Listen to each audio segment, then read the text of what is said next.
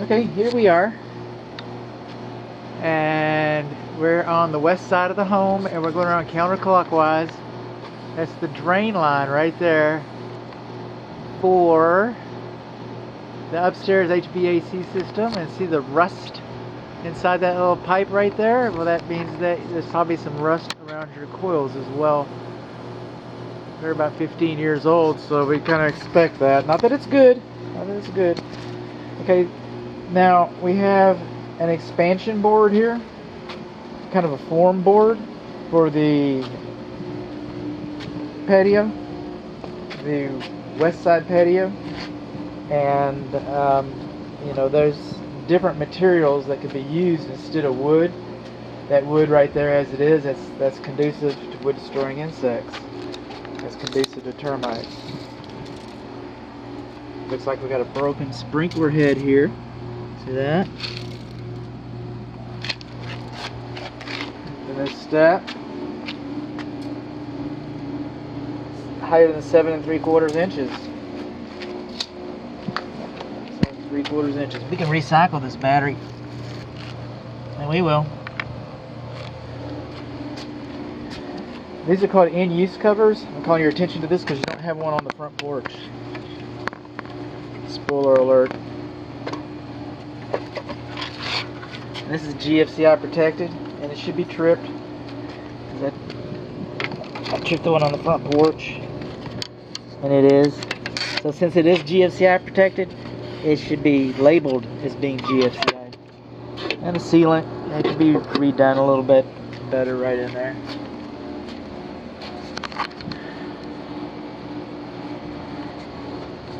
These are called control joints. Some people call them expansion joints. Call it what you will, but we've got a lot of wall here, a lot of brick, and we're in North Texas, and it's going to move. And just like you have the lines on the sidewalk and the lines in the street, okay, we're trying to control it. Some people call them expansion joints. Call it what you will. But every few years, and this home's about 15 years old, but every few years you need to come in here and redo the mastic sealer in these joints to keep water from getting in there. See, these are weep holes. Weep holes. Okay, brick is a wonderful building material. This house can burn down and you can still use the brick. Alright, and it's a great insulator, both for sound and for noise. But it's porous. It's porous. If you hit this with the lawn sprinkler system, if you hit this with rain, water gets in there. This is for vapor. Vapor to escape. Alright? If you have an event, water can come out of these. I get it. I've seen an event or two. I hope you don't. But mostly it's vapor. Mostly it's vapor. Let me get this note right here. Seal the west wall exterior receptacle outlet. So that's what those weep holes are for. This is not a weep hole. This is not a weep hole. This will let too much moisture in. We're already getting moisture is already coming in. It's too much. Wood mulch. Wood mulch next to the ground, underneath the drip line. It's conducive to wood destroying insects, termites. Where do termites live? In the ground. Or the dead wood. What's wood mulch? Dead wood next to your house on the ground. Oh, that's how it works. Rain gutter downspouts. Okay, they should divert water farther away from the structure. They should probably go underneath the sidewalk and pop out over here. They make those. Now, fences are beyond the scope of this inspection, but it looks like we've got some relatively newer fence posts here. And we're missing a fence post cap. Water can go down there. Somebody's done some work. Missing another cap, another cap, another cap. It's probably why they have new posts. It's because they didn't have caps. Just a thought. This right here is called a shrinkage crack. Some people call them corner pops. Call it what you will. If it's in the span of a hand and it goes down like that, that's not a foundation issue. I'm not saying this house doesn't have foundation issues. I don't know yet. I haven't gotten that far along in the inspection to make a call on that. But if I do, it won't be because of that crack. Alright? Now that's a pretty substantial crack. Termites can crawl up in that. It's holding your brick up.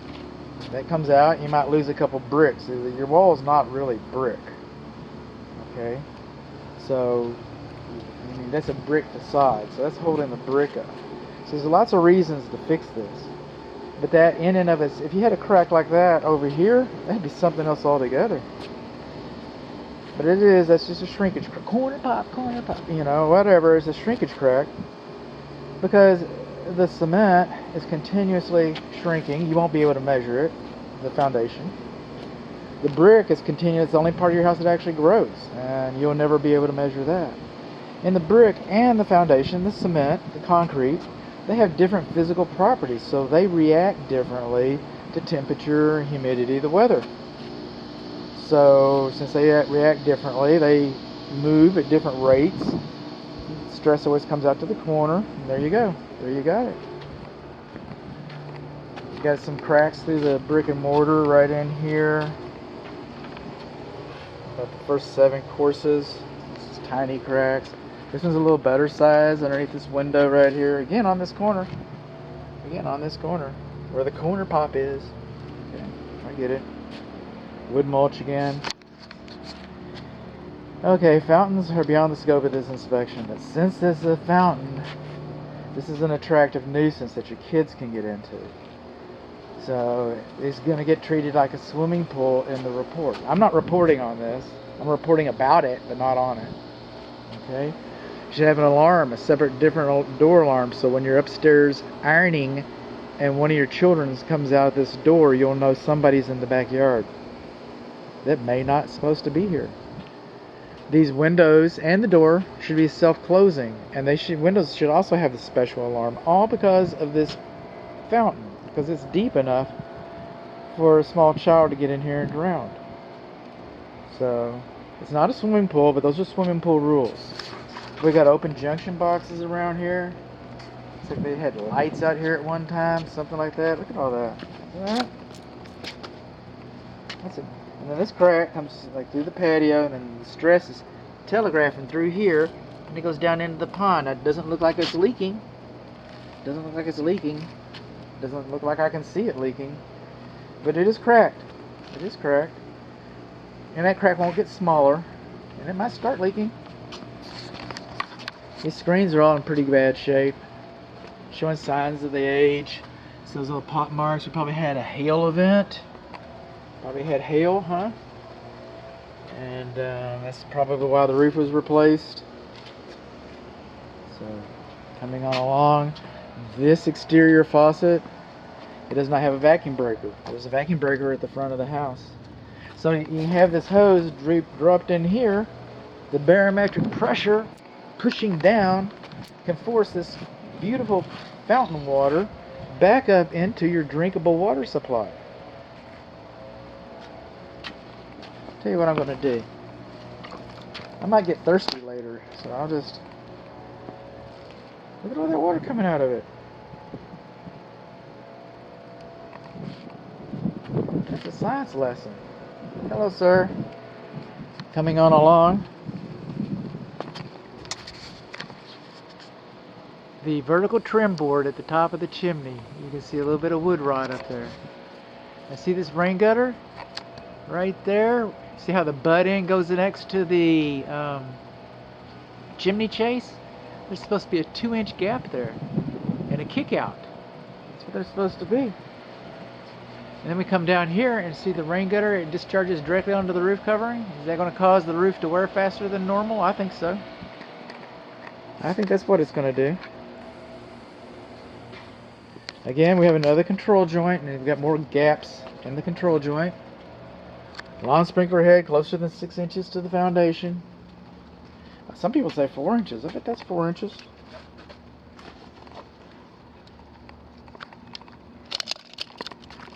I get pedantic on me. Uh-oh. Lawn sprinkler head's too close to the house. This is the fresh combustible air vent for the fireplace, and it's missing the draft hood. It's missing the draft hood. Separation. I think I already mentioned that. So we're moving. We're moving along. We're movers. Coming on along. Our address is here. Our lintels extend way past 6 inches, which is a good thing. The separation continues on up there. So, what unknown caller? How do I get these silent callers? And some of them are silent and some of them aren't. Oh, I missed that call. Oh well. Coming on along. Rain gutter does not discharge water far enough away. We're missing a luminary. We got a vertical crack through the brick and mortar right here by this lintel. Right in there. Gas meter is in the alley. Southwest corner. We can look at it. We want to see what our fence looks like anyway, right? Inquiry Minds. We want to check out the alley. It's a nice neighborhood. And there's our meter. Okay. Pot's nice and high up off the ground. Those are good things.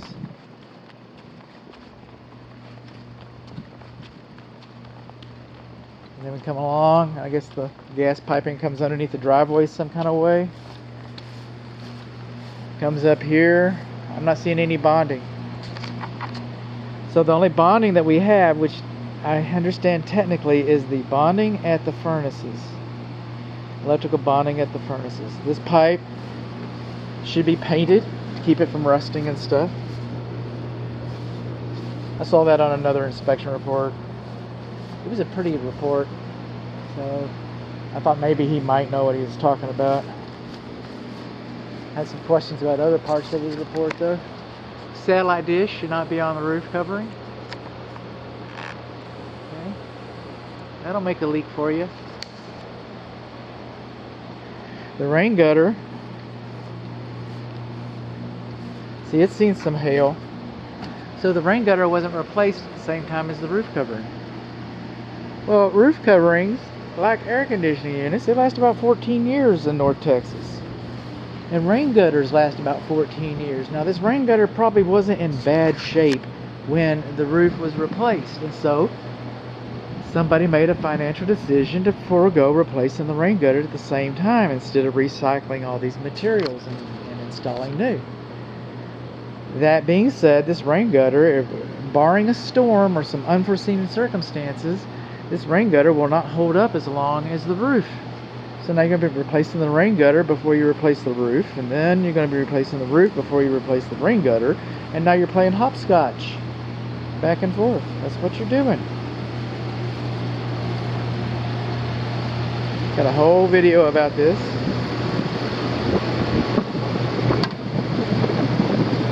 We do. Coming along here. I was up in the attic. I just got back from the attic. I noticed that one of the windows was fogging. Not this one. This one's broken. And these are the bathroom vents. I guess the downstairs bathroom vents, because the upstairs vents improperly vent into the attic exhaust vents. But these vents right here, they're all in pretty bad shape. You can see one's missing. Okay, and then they're pretty rough. They're pretty rough. Another thing, I was able to get, because we have it's pretty high. I'm going to use a camera pole. I'm not going to get up on this roof personally, but I got kind of close up here, and I noticed that at least on these kickouts, we don't have underlayment. So the underlayment's too short to the drip edge flashing. I got a picture of it. It's going to be in the report. We're going to discuss it. There will be discussion. There will be a test later. Tree shouldn't be closer than 25 feet to a slab foundation, any foundation really. Alright, to allow for root growth. The branches are going to touch the house, they're going to cause havoc. It's just those kinds of things. Wood mulch next to the house again.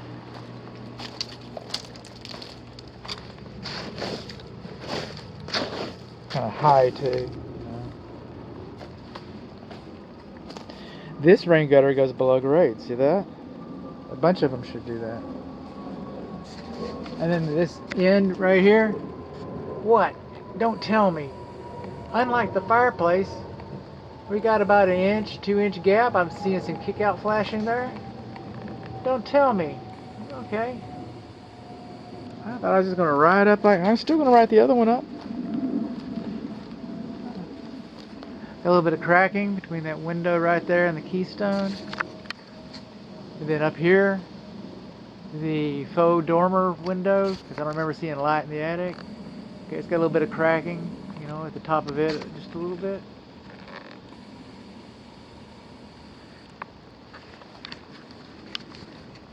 Still haven't found a main water shutoff valve. Is that closer than 4 inches? Okay. I like my 6 inches. Remember when this video started, I said, I'm going to take you to the front porch. Here we are. And this should have an in-use cover, like the other one. The other one should be resealed.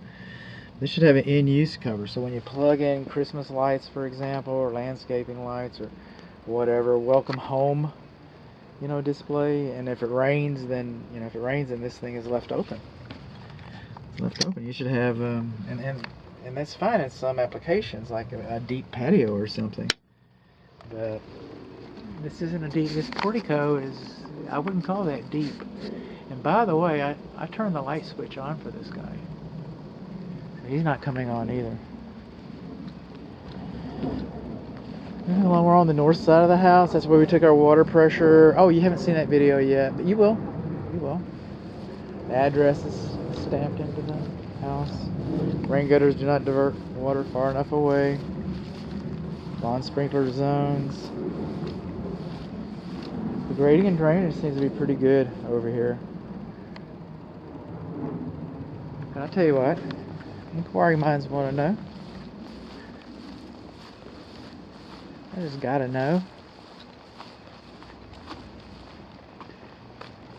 I thought I remembered something from when I arrived. It actually looks pretty decent.